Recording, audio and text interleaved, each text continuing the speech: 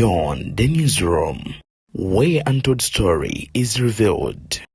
Bobi Wine akikakasidwa wakudda mu Uganda date zonna Joel Ssenyonyi ebintu buli kimu kiri mu pipeline. Kakati abantu bangi nnyo abali mu keeterekerero abali mu kutegeka amadda ga Robert Kyagulanyi Ssentamu era nga bino kikakasidwa nti tagenda kudda mu kubanga akukuta ajja kudda mu lwatu era buli omu ajja kusooka kubanga oboolyawo alaba ekigenda maaso. Ku lutalo lwaliko olunaku leero nkuleetedde gye yabadde ebigambo byasodde okubanga afulumya n'agamba nti kati essaawa eno amaze okusagula buli munnayuganda kyabadde yeetaaga n'okusinga ddala buli omu kyagenda okubanga akakasa. Nkuleetedde ba pulezidenti abali babaddeko mu bwaŋŋanguse mu mbeera Bobi Wine gy'alimu ne badda nga bawanguzi ne badda ensi yonna nekkiriza nti bakulembeze abalina okudda mu mbeera yonna gye baddiramu nga wano mu Uganda Apollo Mills Obote atojjukira bulungi nnyo mu emyaka 10 ng'ali mu bwaŋŋanguse bw'ati n'akomawo n'asooka yeddiza entebe. Omukulu ayitibwa Godfrey Binaisa genda kutwala ne mu Africa yonna yonna. Robert Kyagulanyi Ssentamu ku mirimu gy'aliko emitongole agamba nti gyonna gyakulaba nti oboolyawo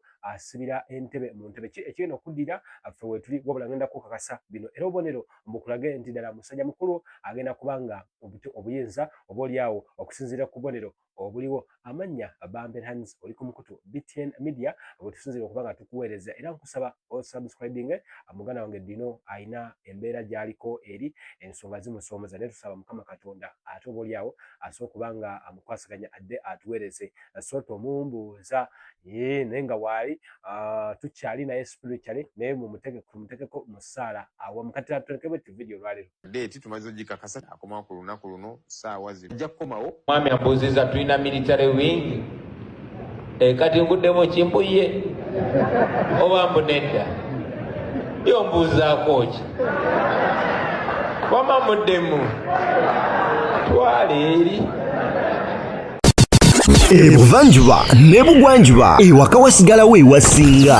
Beyond the newsroom gwe mukutu ogukuleetera ekyo ekisinga katiranga naffe ng'oyita ku noti 771 44 53 ne noti 744 26 41 na bino bikulu tetulanga bafere tetulanga basawo ba kinnansi n'abagwa mu kkoowa eryo mwebale kutuwagira. Thank you.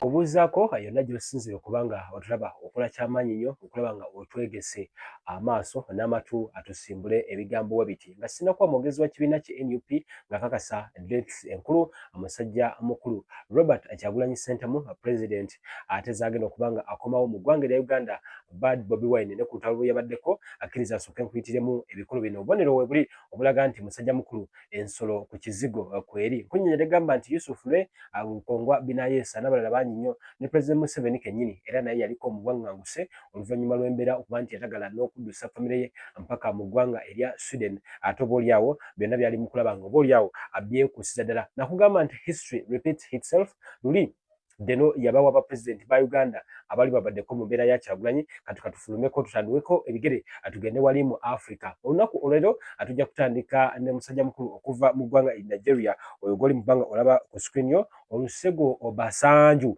musajja mukulu oyo mu 1999 yakomawo n'atwala obuyinza ono nno yasooka naye n'asibwa nga Robert Kyagulanyi Ssentamu ne basiba ba allies be yali akola nabo era bolaba Bobi Yanga bano bonna nga womanyi ne bosinga okuba ng'omanya basooka babakwata ate oboolyawo ono naye mu mwaka gwa 1999 akoma mu ggwanga erya Nigeria gy'oli abalamu nakugamba nti ebyafaayo biddiringana era ebyafaayo bisigala nga bitambulira bino ebyafaayo bibadde ku ggwanga lyaffe erya Uganda ddala ku mirembe gy'aba Sir Edward Muteesa ono yaliko mu bwaŋŋanguse bw'atyo n'akomawo n'aba nga yafugako nnyaffe Uganda era nasooka okuba nga ekintu akikwasaganya bonna tonna subscribinga okola nsobi nkusaba busabi ate osubire nga okuba nga otweyungako information weetebeerawo ng'etambula ddala. Obasanjo ono yafugira ddala eggwanga lye era bamu ku basajja abafiira ddala nga abazira awo ne tuvaawo tutandika ebigere tubeereko mu wansi eyo mu South Africa mu ggwanga lya Namibia yonna yonna eyo South kakati mu ggwanga lya Namibia eyo bakugamba nti by the way Obasanjo yali first democratically elected president tetubanga naye mu Uganda wano tusuubira nti oba oliawo omusajja mukulu ayitibwa Sam Nejuma Sam Nejuma ono yali musajja musale nnyo era mu kulwanira eddembe ly'obuntu angabula Bobi Wine kyakola because mu interview gyagenda okukola Joe Nyonyi nga Joe Nyonyi akakasa nti Bobi Wine ali mu kubanga abalagirira engeri y'okutambuzaamu ekintu kakati wano kiddako ono Sam Nejuma owa Namibia. Sam Nejuma amala okubeera embeera n'etabuka n'agenda mu exile ono ne family ye abamu ku family ebbo bambi kyanaku bo battibwa. Sam Nejuma yalagiriranga struggle omanyi omuntu okubanga alwana olutalo nenga alwanira bbali nga agamba kati tunyige pesa ino tulinyiga na tunyiga wano. So Sam Nejuma kintu kyasinga okubanga okola era bwatyo yasobola okubanga naye yali first democratically elected president mu ggwanga eryo. Actually ye yali ne president yasookera ddala lwansonga nti byonna byonna byali bigenda maaso byali tebifaanana bulungi nnyo era bwatyo abantu b'e Namibia bakkiriza ne bagamba nti Sam Nejuma ono asobola okubanga akulemberamu eggwanga lyaffe era bwatyo obisa n'asobola okubanga yabutwala ate obaolyawo mu mwaka gwa 1990 si wala nnyo okusinziira obaolyawo agwe asoma ebyafaayo omusajja yitibwa John Peron ono wali mu ggwanga lya Argentina naye naye embeera yali bweti yamala ye emyaka 18 mu exile era bagamba yabeerako mu nsi ya Spain ne Paraguay ebintu ebiseera ebyasooka nabeera mu Paraguay jukira Paraguay ne Argentina bonna South America beeri kumpi so nekinga tekisoboka naddukira Spain mu Europe n'abeerayokko olwajjira najja after 18 years n'afuuka president. Kati nkuleetera abasajja abali mu kaliba ye Bobi Wine embeera Bobi Wine mwali n'abantu abafeesinga hurdles ezo oba struggles ezo oba okusomooza okwo okufaanana oku Bobi Wine ye video y'olunaku olwaleero era nkusaba weyongere okubanga ogiraba nabingi nnyo ebbasi ebyengenda okubanga nkuleetera. Omusajja mukulu oyo naye yasobola okubanga adda oluvannyuma myaka 18 n'afuuka pulezidenti w'eggwanga li Argentina. Kakati nja kusembe ono wano Kwame Nkrumah jo lyabalamu si wala weri mabega mu biseera by'abafuzi b'amatwale. Kwame Nkrumah naye yagenda buwaŋŋanguse era musajja mukulu ono yateekerawo ddala embeera abasoma bulungi nnyo history Kwame Nkrumah ono tumusomera ddala era naye embeera Bobi Wine gy'alimu etuukira ddala akuya Kwame Nkrumah oba osoma bulungi ebyafaayo ono basooka naye ne bamusiba mu 1950 n'asooka abeererayo ddala nno mukomera okumala sometime oluvannyuma n'adduka mu bwaŋŋanguse after he came and later n'abeera president ate obaolyawo naye eyasooka ddala yasookako n'abeerako prime minister then n'amala n'akola ki mu 1960 n'afuuka president omujjuvu mu ggwanga ate obaolyawo erya Ghana tuba tugenze mu ggwanga liba lya West Africa. Kati njagala nkulaga omwogezi w'ekibiina ki National Unity Platform nga kakasa nti omwagalwa bangi Robert Kyagulanyi Ssentamu president w'ekibiina ki National Unity Platform ajja kudda nga amadda ge tegajja kuba nti ge ga bulijjo. Tulinde tulabe atusaba busabi bulamu komawo agende mu maaso n'okukakkalabya obuvunaanyizibwa bwe. Natugambye nti Kyagulanyi tagenda kuddira mu kwekweka nga bwe yagenda era ng'enteekateeka zonna za kutegeeza bannayuganda mu butongole. Kadeeti tumaze ogikakasa tujja tegeeza bannansi akomawo ku lunaku luno ssaawa zino ku nnyonyi eno era kino kyatandikirako. So ensonga zino zonna tujja kuba tuzanjula eri eggwanga kubanga tewali kyakukwekerera. Bwe yabagamba mujja kukiwulira aba NRM bambi nabo bakaaba buli omu wakukirozaako byali bigambo bya musajja mukulu buli lunywe tujja kuba nga tubikujjukiza lwasonga nti byalinga ebyobulanzi bwe wabawo ekibirawo banono bana NRM nga balaajana nina etteeka lya sovereignty bill nalyo nsaba ndikuwe oyongere okuba nga olinnyonnyoka lineno etteeka aba banka ya Uganda bagambye nti tugendagenda mu katyabaga ak'ebyenfuna ng'eggwanga singa lino etteeka linaayisibwa. Olunaku lwaleero Parliament yataddeyo topic ku mukutu gwa Facebook ate Facebook baagijjawo kati nabakozesa VPN. Parliament yayise ku Facebook n'eteekayo etteeka ng'eyagala efuna endowooza z'Abannayuganda era bwe bati Bannayuganda Parliament baagirabudde n'eggwanga ne balirabula okusinga ddala Parliament singa etteeka eryo lyanayita Bank of Uganda ne bagamba nti tujja kuba tulekedde akatyabaga akatabeerangawo. Katulinde tulabe kyekigenda maaso. Nkusaba naawe Munnayuganda yongere okulinnyonnyokamu etteeka lino kkulu nnyo lwansonga nti buli omu ajja kuwulira tabbu yaalyo. Banka yatulabudde banka ya Uganda abakugu mu byenfuna bwe tutambudde. NRM yange bano abakadde boolaba wansi wano tibaagala bintu bingi. Ono mukadde akaabira nyumba, ono yeeziringula wansi bamubanje mitwalo mu 726.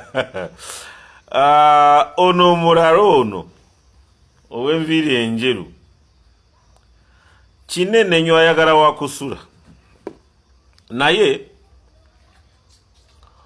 oyinza kwebuuza tibaaliko abato nabo baaliko abato bali buwala balina tuttu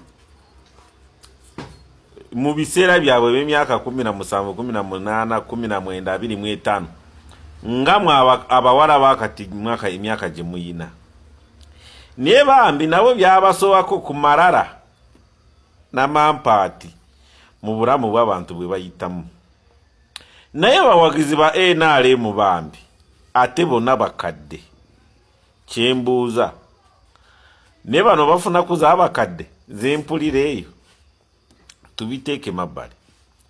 Ba MP ba NRM ebina n'okusoba mwewakanye ngu tebabawadde ssente, naye sekuritarieti bwe mulaba omuntu yeevulunga ng'ono akaabira ekibiina kyaffe kya NRM muyambe. Sekuritarieti ya NRM please act muyamba abantu baffe ba NRM kubanga mwefuula nga batabalaba nesinga mubana abakadde niwavaayo yeecwacwana n'atyobola ekitiibwa kya pulezidenti Yoweri Museveni hatojja kuwulira ngu mwamulabye. Otegere kintu ekyo. N'ekirala singa saawa zino kwaba abakadde wabeera waafa ate mujja mudduka ne baasa kuva wa pulezidenti Mabugo mubawe kye mubawa bakyali balamu kubanga olulimi lumu boogera gwa NRM please sekuritarieti ya NRM kubanga nawulira ba NRM bagamba ezo sente ze batuwadde za NRM za kibiina weebale nnyo bulijjo musonda kasente timusonda kasente ate kukeegabira mwe bennyini kuyamba bawejjere bano. Ekibiina kyange muswala nno nga bwolaba sawa zino we are protecting the gains.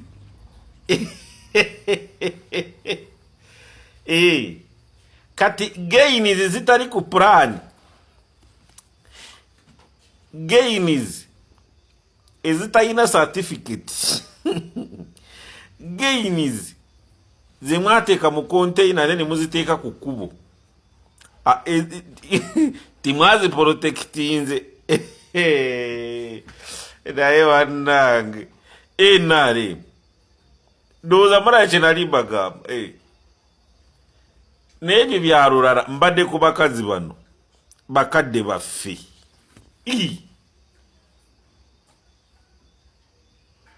kati toraba biswaza. Protection of Sovereignty Bill 2026. Let's talk about it. It's a proposed law that has been recently tabled in Parliament, and the main purpose of the proposed law is to limit foreign influence in Uganda, especially when it comes to money, NGOs, political activity, or even the media. But for this particular video, I want us to focus on one particular thing: the economic consequences that this bill, if passed, will have on Uganda. I'm sharing this information from an article that I recently read from The Observer that highlighted that Uganda is not an economy that can casually afford to choke off foreign inflows. An example is remittances of Ugandans living abroad. In 2023 alone, remittances reached 3.5 billion Uganda shillings, which is roughly 3% of Uganda's GDP. It also pointed out that between April 2024 and April 2025, Uganda registered around 23 currencies in Uganda's remittance transactions. That alone shows how wide and important these inflows are. And so if a law creates fear, suspicion, bureaucracy, and criminal liability for money sent across borders, people will send less, invest less, and ultimately hesitate more. The article goes on even further and links these inflows to the strength of the Ugandan currency. The Bank of Uganda has previously said that remittances help support the country's foreign exchange reserves. So when you reduce remittances, NGO funding, or private foreign inflows, you are not just hurting households but putting pressure on the currency itself. And the weaker shilling means more expensive imports, higher inflation, and ultimately a higher cost of living. And let's not forget that Uganda's financial system and social service systems are deeply connected to foreign-supported institutions. The NGO Bureau accounts and argues that a decline in NGO inflows can reduce liquidity in the banking system and lower the amount of money circulating in the economy. And that is important to understand because in a country like Uganda, NGO work tends to cover up for where government fails to deliver.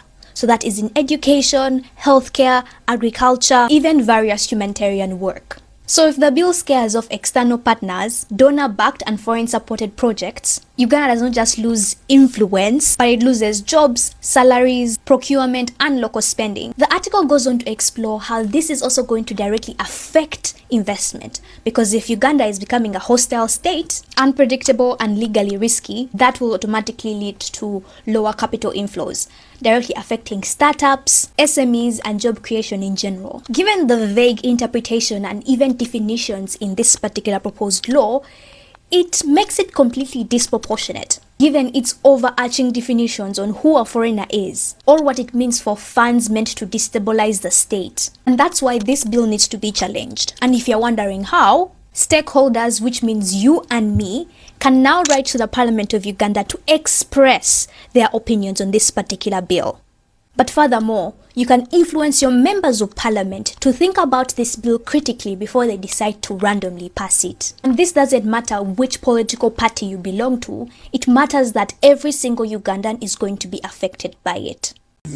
Teka lya sovereignty ku protectinga gwanga okyogerako ekintu. Mbakuba na mwana gwemperera kati sawa singa abaana bange bakyali bato nandi bajje mu masomero. Ate lwasomeze. Nibalunde enkoko. Kubati muri magezi abasoma mwenna temuli mu magezi yadi muri ebintu ebikalu mutambula butambuza bidudu bwebi mzee tokobye sovereignty jogamba tolina dwaliro tolina factory tolina lugudo fu sovereignty kuyamba chiwa kati chiche mukuma mu Uganda wa ekikulu kye mukuma ni abisale abantu baleme kuleta bintu mu gwanga nga tebitegerekese nse muri magezi mu abasoma mu tosobola kubeera awo nga buli alwala omutwala bweru family enyiri bagidusi abantu babadusiriza bweru kati sovereignty gye mukuma yiriridde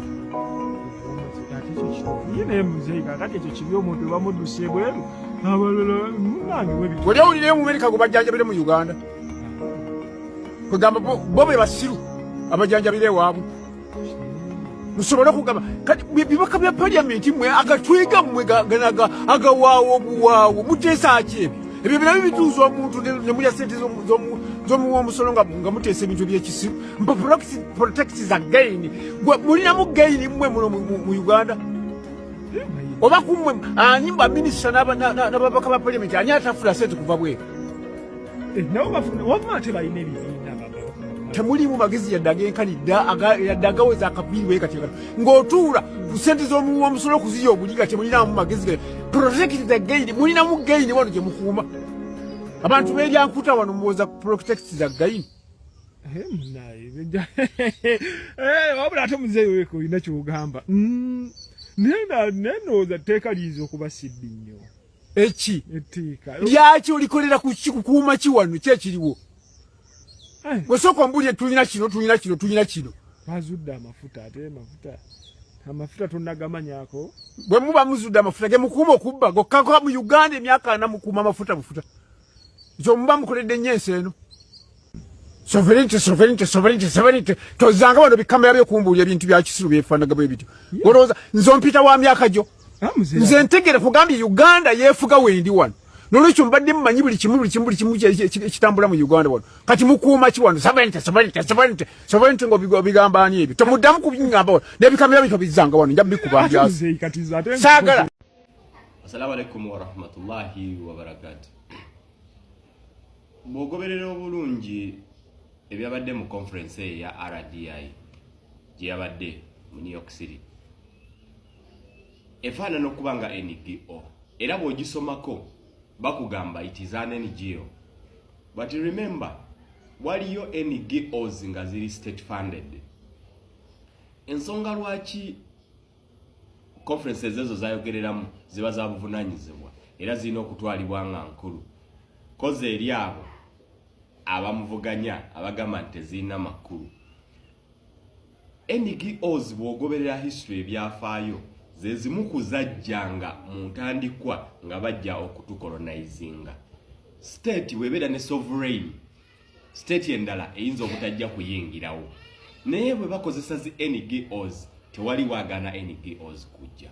Olunaku olumu president wa Bufaransa yakyala ke Botswana Nicolas Sarkozy n'agamba nti mwe ba African states mwegendereze ezijjanga NGOs n'abajjanga ba NGO agents olumu babeera ba state spies. So abamu bwe baba balinda nti banaamulaba mu Congress nga gyayogerera nezi NGOs olumu zibeera state funded. Kyekyo kyava mu president wa Bufaransa Nicolas Sarkozy. Bw'olaba mu vidiyo ezo ng'olaba abazungu abasajja abakulu nga bajja bamufuneko ebifaananyi bamuwadde engule bamupromotinga tebapromotinga muyimbi bapromotinga politician gwe balabyemu ensonga. Ate gavumenti z'abazungu ziyinza obutajja direct kuvaayo kulaba ng'ezirwana ne sovereign states endala nezisobola okukozesa NGOs nezisobola okupenetratinga mu state eziba zaagala. Gwe teweegendereza lwaki America eruzinga omuntu omu, for example Southern Sudan nezireeta abasirikale 1400 banunula omuntu omu. Olowooza baba banunula citizen? Baba tebanunula citizen, baba banunula state agent waabwe. America buli woolaba ng'etaddewo force guteebereza Omumerika omu ng'afunye obuzibu bwe Southern Sudan, America esobola okusindika ennyonyi nnya zijje zikima omuntu omu. Ziba zikima citizen waabwe, ziba tezikima citizen waabwe. Amagezi gazze